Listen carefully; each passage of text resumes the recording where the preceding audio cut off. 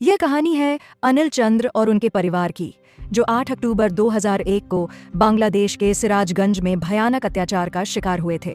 अनिल चंद्र अपनी पत्नी और 2 बेटियों, जिनमें एक 14 साल की पूर्णिमा और दूसरी 6 साल की छोटी बेटी थी, के साथ रहते थे। उनके पास गुजारे के लिए पर्याप्त जमीन थी। उनकी गलती बस इतनी थी कि वे एक हिंदू परिवार थे जो बांग्लादेश जैसे इस्लामिक देश में रह रहे थे। बांग्लादेश की पूर्व प्रधानमंत्री खालिदा जिया की पार्टी से जुड़े कुछ उन्मादी लोगों को यह बात नागवार गुजरी कि एक काफिर गैर मुस्लिम के पास इतनी जमीन कैसे हो सकती है।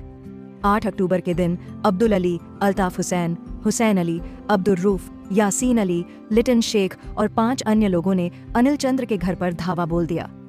उन्होंने अनिल चंद्र को पकड़कर बुरी तरह पीटा और डंडों से बांध दिया और उन्हें काफिर कहकर गालियां दी। इसके बाद उन दरिंदों ने माँ बाप के सामने ही उनकी 14 साल की बेटी पूर्णिमा पर हमला कर दिया।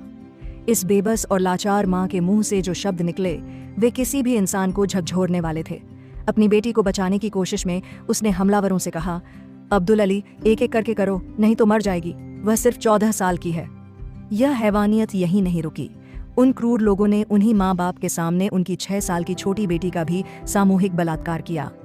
इसके बाद वे उन माता पिता को मरने के लिए वहीं छोड़कर चले गए और आस पड़ोस के लोगों को धमकी दी कि कोई भी उनकी मदद नहीं करेगा। बांग्लादेशी लेखिका तस्लीमा नसरीन ने अपनी किताब लज्जा में इस भयानक घटना का जिक्र किया था, जिसके बाद उन्हें देश छोड़ना पड़ा। यह घटना इस्लामिक देशों में रहने वाले अल्पसंख्यकों, विशेष रूप से हिंदुओं की दयनीय और असुरक्षित स्थिति को दर्शाती है। बांग्लादेश में हिंदुओं की आबादी जो कभी 22% थी, वह घटकर 8% पर आ गई और पाकिस्तान में 15% से 1% पर सिमट गई है। यह सब हजारों निर्दोष पूर्णिमाओं की चीखों और बलिदानों की कहानी बयां करता है। वहीं भारत में कुछ लोग ये कहते हैं कि वे सुरक्षित नहीं हैं, जबकि यहाँ अल्पसंख्यकों की आबादी आज़ादी के बाद से बढ़ी है। ये कहानी उन सभी लोगों के लिए एक कड़वी सच्चाई है जो सेक्युलरिज्म और भाईचारे के भ्रम में जीते हैं, और उन्हें यह समझने के लिए मजबूर करती है कि जब कट्टरता हावी होती है तो इंसानी हैवानियत की कोई सीमा नहीं रह जाती।